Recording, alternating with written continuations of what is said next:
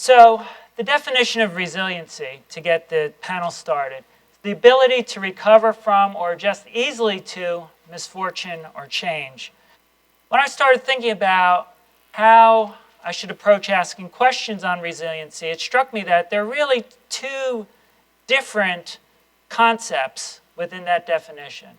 One concept is the ability to adjust to change, or the ability to easily adjust to change. And the other one is the ability to recover or easily recover from misfortune. So I thought we would talk about both of those. Even though they overlap, I think it's important to sort of separate them initially.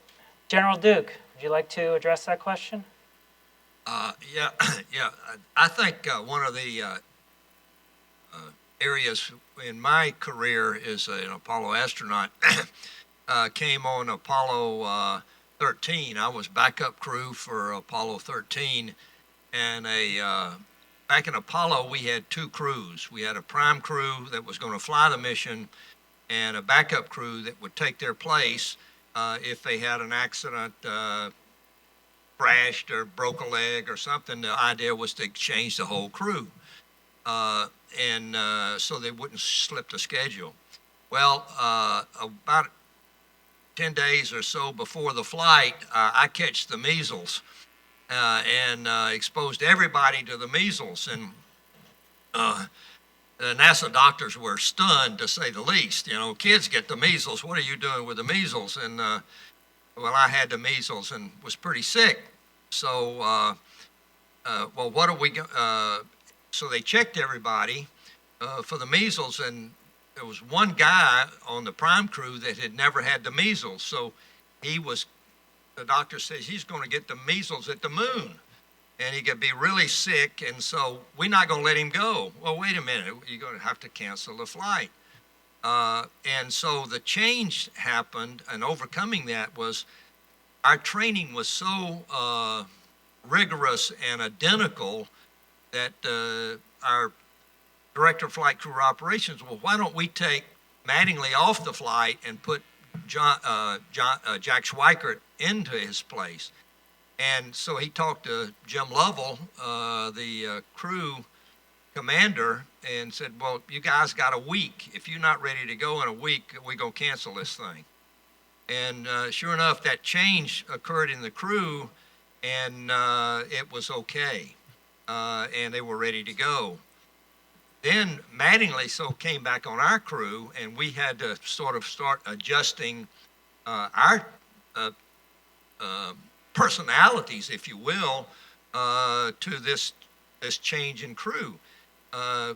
Everybody has a different personality, and so you've got to learn how to meld personalities into your organization, into your crew, in a short period of time. And it wasn't critical for us, except for when the accident occurred on Apollo 13, we had to respond quickly and get to mission control to overcome that catastrophic incident on Apollo 13 where the oxygen tanks blew up and they lost all their oxygen electrical power in the command module. So that was just one of the examples of overcoming change that we experienced in Apollo. Thank you, General Duke. Moving on to the next question. Part of the driver for some of these changes in professional skill sets has been the result of NASA as a federal agency having to change. Almost with every administration, NASA's mission and priorities change. I was wondering if the panelists could provide some insight as to how NASA has had to adjust to changing administrations. And for this question, I'd like to start with Colonel Bresnik. All right. Have you guys got slide one up? Yes. Okay. All right. Because it really frames this whole, an answer to this whole question. You know, we built our last U.S. space vehicle and started flying it in the early 80s. You do the math, that's 3.5 decades that we've been a country of PowerPoint space vehicles, human space vehicles. And so you can see the names, those of you that are more experienced and have a little more history in our, in our space program, you can see all the names and stuff that look really familiar. Programs that we got started had showed great promise, but then we ended up, canceling them when somebody else had a better idea or a better PowerPoint presentation. And hundreds of millions and billions of dollars that we've invested. The Constellation program alone, I was working that in the early 2000s after I became an astronaut. And we got a new administration in 2009 and canceled it. And we already had $6 billion of work into it. Some of it we were able to transfer, but not all of it. So that's why it's really exciting now that we are actually have vehicles we're bending metal on, and we're going to build the Orion capsule being built by Lockheed. That'll be our beyond low Earth orbit vehicle. We've got the SpaceX company building the Crew Dragon, and we got the Boeing company building the Starliner. We need to get these things flying, and if they're not perfect, no space vehicle ever is, but then we make them better, and we're really good at that. We've done that with all our vehicles throughout the history of our space program. We could do a lot more and be able to have more of a destination in the future if we were just able to have more continuity and stick with the programs we've already invested our money in and see them to fruition. It would be nice if we had a NASA administrator that we could have for 10 years, kind of like the FBI does. But we change them every 4 years or whenever we have an administration change. So it's something to think about. Thank you. Thank you, Colonel Bresnik. Okay, what I'd like to do is focus on that second part of the definition of resiliency. Up to this point, we've been talking about the ability to adjust to change. I want to focus on the ability to recover from misfortune. And the question I have for the panel is, I'm curious to know how resiliency develops within an individual. For example, is this something that could be taught in a class? Is it something that can be trained? Or is it a personality trait? How does one develop resiliency? And I'm going to open it up to the panel. In the satellite world, when I first went into training, and I think there's a two-part to that. I think there are certain things you want to try and learn probably from like a classroom environment about how you handle misfortune and how you can personally respond. And then there's the aspect that you never really know until you go through it. So the idea is that you try and put yourself into the position where you're experiencing misfortune in a very controlled environment. So when I was in satellite operations training, they asked us a question the first day. When you're sitting there looking at your telemetry screen and you see something go wrong with the spacecraft, what's the first thing you do? And of course, we're sitting there staring back at this guy. We've never even looked at a telemetry screen before, didn't know what the heck that, maybe depends on what the problem is. He's like, no. First thing you do is you sit back and take a breath. Like, hey, that makes sense. So then over the course of the years, as we're preparing for GPS launches, we run through simulations, one after the other, till it's just ad nauseum, and they're throwing problems at you all the time just to see how you respond. And we had a general one time tell the local newspaper that our teams are prepared for every possible contingency. We've practiced everything that can conceivably go wrong with the spacecraft. And all of us in our control room thought, well, that was a dumb statement, because by the time we'd launched 3 spacecraft and we'd been through hundreds of rehearsals, we'd rehearsed all these problems, but the ones that really came up were never one we'd rehearsed before. Every problem was something that we'd never seen or even thought would occur. But by going through that training, though, you knew how to respond. And so you have to be, by being put in the artificial position to experience misfortune when, regardless of how you respond, you're not going to hurt anything. That's what helps you, that when things really do go wrong, you can perform the way you need to perform and get things fixed and not lose a spacecraft. Dr. Berlinghieri, did you have a follow-up question? Yes, I have a follow-up question for either Noah or Steve or both. I was fortunate enough to be at the Cape when LRO was launched. I was a guest down there. We had a connection with your additional package, LCROSS. But from what I understand, you were originally going to launch on a Delta. And then all of a sudden, you find that you're going to launch on an Atlas Centaur. And now you have much more lift. And you're starting to drool. You're saying, wow, I've got all that extra payload. What do we do with it? And then all of a sudden, you find, oh, we're going to have to share the space with somebody else. I would like you to, if you can, address your resiliency going from ecstasy to, oh, they're going to be a hazard to us, and how you handle that.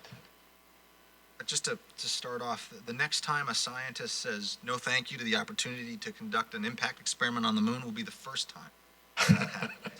The opportunity to bring on the L-Cross mission in conjunction with LRO, again, at the time no one was going to say no to it. There was a concern of this mission creep. We start adding complexity, delaying even further the launch. Now we have to rely on the second mission to happen, to get built, put together. There certainly is a concern that at some point you make things too complicated for their own benefit. But the opportunity, and as I mentioned in my presentation earlier, the opportunity to explore directly, to touch the lunar surface with the L-Cross experiment, granted at high velocity, not a controlled landing, presented a unique science opportunity to explore the polar regions of the moon, to look for water, all of which were parts of the LRO sort of objectives. And so any ill feelings or feelings of any additional complexity probably were fairly quickly quelled with the identification of a really unique opportunity to make a once in a mission lifetime style measurement. I'm going to open up the panel to audience questions. We have a first question for the panel. If you go ahead and state your name and go ahead and ask your question. Okay, my name is Joe Seislow. I'm class of 61, so I'm much older than most people around here, with the exception of the Brigadier. And I've worked on space programs through Air Force Systems Command. So my question is for mostly with respect to the astronaut in Russia and the NASA guys here. We have another space race going on. That other space race, and I'd like to know what your feeling is to the results of this, or the possible results of this, the private sector in the space race of launch vehicle.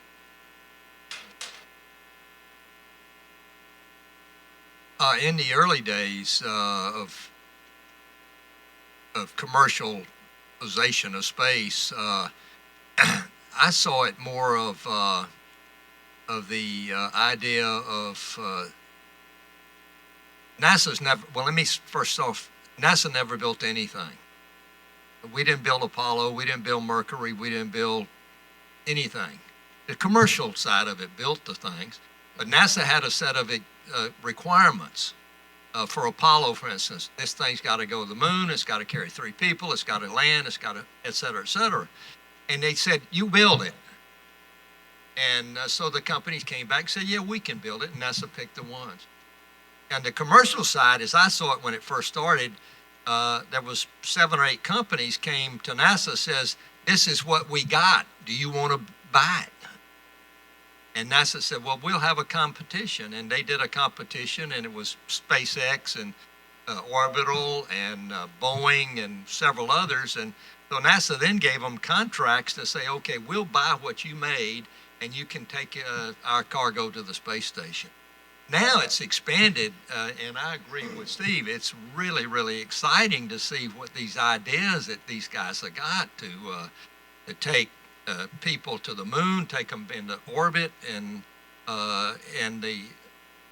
they're unencumbered, if you will, with some of the regulations that the government has to put up with, and so they're pressing on, and I think it's going to be very, very exciting, the future with the commercial side of it. Just to add to it, we get the question in the astronaut office, well, what do you guys think about this commercial crew stuff? And it seems like a lot of time we get the question, they expect us to go, oh, we don't like it, we want our Orion and all that kind of stuff. And it couldn't be farther from the truth. I mean, we want everybody to succeed wildly, because if you're involved in the space business and you want to see success in moon and humans expand our presence in the solar system, we're not going to get it with a single sole provider. And when you look at the fact that we did compete for this commercial crew stuff, and we have not only one, but 2 companies that have landed the first stages back on Earth that can be reused, that alone, that thing right there is going to be the linchpin that changes space dramatically in our future. That is going to completely change the whole ballgame. And when it's kind of like when aviation back in the early 1900s, when we had a few airplanes, and all of a sudden we got in and we started having the commercial aviation, the airmail, and all that. Look where we are today with commercial aviation. You know, by letting other companies and people that had ideas go out and build stuff, fly it, and then we end up, you know, with many, many companies all competing, trying to provide a service. And I think, like everybody said, we're up for an amazing time in spaceflight. We can reduce the cost, and that'll be the landing the first stage is a really huge step in that regard. Next question. Hi, my name is Natalia Goldschmidt. I'm currently a student at the master's degree program here at the Citadel.